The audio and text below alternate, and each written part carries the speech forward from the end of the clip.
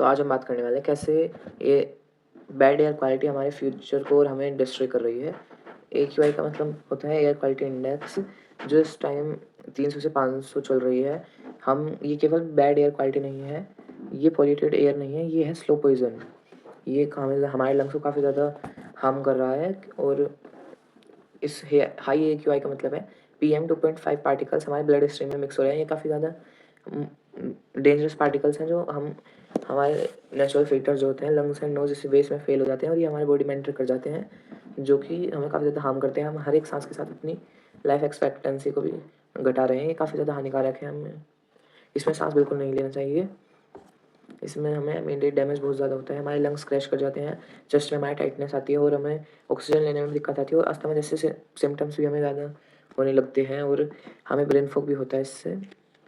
और जो PM 2.5 particles हैं वो हमारे ब्लड स्ट्रीम में डायरेक्टली जाते हैं, जिससे कि हमारे कंसंट्रेशन को भी डिस्ट्रॉय करते हैं, मूड स्विंग्स करते हैं और हमें एंजाइटी भी करते हैं। काफ़ी ज़्यादा हमारे मूड स्विंग्स होते हैं और हम एंजाइटी भी रहते हैं और हमारी स्किन भी काफ़ी ज़्यादा बेकार हो जाती है, कोलैप्स कर जाती है, हमारी स्किन ड्राई हो जाती है और फटने लगती है और काफ़ी ज़्यादा उसका स्किन का ग्लो चला जाता है और डल पड़ जाती है, सफ़ेद पड़ जाती है, क्योंकि वो पॉल्यूशन के कारण काफ़ी ज़्यादा बुरी हो जाती है। और लॉन्ग टर्म डैमेज भी सबसे ज़्यादा डेंजरस इसका है, क्योंकि फिर भी ये तो नॉर्मल सी बात हुई, पर ये लॉन्ग टर्म में हमें काफ़ी ज़्यादा इम्पैक्ट कर रही है, क्योंकि हमारे लंग्स की इतनी कैपेसिटी नहीं है कि वे इतना वो कर सके, क्योंकि इस वे भी इसमें फेल हो जाते हैं, हमारे लंग्स भी ख़राब होते हैं। इससे हमारे लंग्स काफ़ी ज़्यादा बेकार हो जाते हैं और हमारा स्टेमिना भी काफ़ी ज़्यादा घट जाता है और हमारी हाइट ग्रोथ में काफ़ी ज़्यादा वो करते हैं दिक्कत हमारी हाइट बढ़ने में, और हार्ट अटैक के चांसेस भी 3 गुना हो जाते हैं, क्योंकि हमारे हार्ट में भी प्रॉब्लम करता है। ये हमारी पूरी बॉडी में जाकर स्लो पॉइजन की तरह काम करता है, ये हमें जल्दी मारता है। हमारे ब्लड में क्लॉटिंग होना जल्दी शुरू हो जाती है, हमारा ब्लड गाढ़ा हो जाता है, जिससे कि हमें हार्ट अटैक आने के चांसेस रहते हैं और इससे हमारा BP भी बढ़ जाता है, जो कि अगेन एक हार्ट अटैक का रिस्क है। और ये हमारे इनफर्टिलिटी और हार्मोन डैमेज भी करता है, ये हमारे टेस्टोस्टेरोन को भी गिरा देता है काफ़ी ज़्यादा और हमें आगे जाकर इनफर्टिलिटी भी चांस करनी पड़ सकती है। और सबसे इंपॉर्टेंट बात है, कैंसर का रिस्क भी करता है, क्योंकि जो हमारे PM 2.5 पार्टिकल्स हमारे अंदर जाते हैं वे हमें कैंसर भी दे सकते हैं। अगर हम ज़्यादा समय तक ये एब्जॉर्ब करेंगे तो हमें कैंसर का भी रिस्क बढ़ सकता है।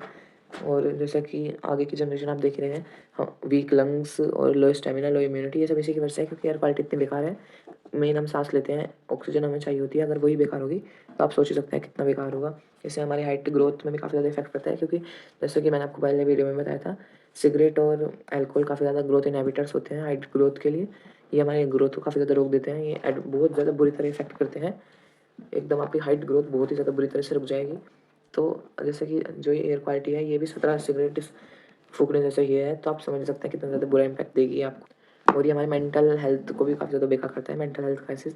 ये हमें एंजाइटी देता है, ब्रेन फॉग देता है और हमें स्ट्रेस देता है, जिससे कि हमें डिप्रेशन होने लगता है, खुद ही हमारा ब्रेन वो हो जाता है, ब्रेन फॉग देता है हमें और हमारा मूड भी अच्छा नहीं रहता है। और ये हमारी इकोनॉमिकली भी डैमेज करता है, क्योंकि हमारा ब्रेन नहीं चलेगा तो हम प्रोडक्टिव नहीं होंगे, जिससे कि हमारी प्रोडक्टिविटी कम हो जाएगी और हमारी लाइफ एक्सपेक्टेंसी भी कम हो जाएगी, जिससे कि हम कम जी पाएंगे, तो हमारे वर्किंग आवर्स भी कम होंगे और हमारे हेल्थ केयर की कॉस्ट भी स्काईरॉकेट होगी, क्योंकि फिर हमारा जितना ज़्यादा पैसा लगेगा सबसे ज़्यादा लोग बीमार रहने लगेंगे, जिससे कि ओवरऑल पॉवर्टी आएगी। तो अब मेन बात है हम क्या कर सकते हैं इससे बचने के लिए। तो मेनली हम N95 या फिर N99 मास्क हमें कैरी करना है, मतलब कैरी करना है क्या, वियर करना है, हमें ऑल द टाइम ये लगाए रखना है। अगर कोई आपसे पूछता भी है तो आपको या तो मतलब रिप्लाई दे देना है या फिर कुछ भी, पर आपको हटाना नहीं है, बिल्कुल शर्म के मारे भाई। दूसरे लोग आपको मरने से बचाने नहीं आएंगे। जब लोगों को 5 साल बाद काफ़ी ज़्यादा बुरी चीज़ों को फेस करना पड़ेगा, कैंसर, इनफर्टिलिटी, तब आप आराम से अपनी लाइफ एंजॉय कर रहे होंगे और वे हॉस्पिटल के चक्कर काट रहे होंगे, तब वे आपको देख के वो होंगे, चिढ़ेंगे। और आप घर में ह्यूमिडिफायर और एयर प्योरीफायर ला सकते हैं, वो काफ़ी ज़्यादा अच्छा इन्वेस्टमेंट रहेगा आपके घर के अंदर भी, क्योंकि काफ़ी ज़्यादा एयर क्वालिटी बेकार हो चुकी है। कम से कम आपके अपने घर के अंदर तो अच्छा फील कर सकते हैं, सेफ़ फील कर सकते हैं। मेनली अच्छे की भी क्या बात है, हम सेफ़ ही नहीं है, तो हमें प्लांट्स भी लगाना चाहिए। हम इंडोर प्लांट्स लगा सकते हैं, वे भी हमारे एयर को खुद ही प्योरीफाई करके देते हैं, ऑक्सीजन कंटेंट देते हैं, जिससे कि जो प्लांट्स ऑक्सीजन देंगे वो तो होगी ही क्लीन, क्योंकि ऑक्सीजन तो मैंने क्लीन है, पर उसमें PM 2.5 पार्टिकल्स आ जाते हैं, जिससे की वजह से वो इतनी बुरी हो जाती है। और जैसे कि हमें क्रॉस वेंटिलेशन लो AQI आवर्स में करनी है, मतलब कि जैसा कि अर्ली मॉर्निंग में कर सकते हैं हम, या फिर दिन के समय कर सकते हैं जब गर्मी रहती है। मेनली जो सुबह का 7-9-10 बजे का टाइम होता है, जिसमें ठंडी हवाएं चलती हैं, उसमें पॉल्यूशन नीचे ज़मीन पर चिपक जाता है।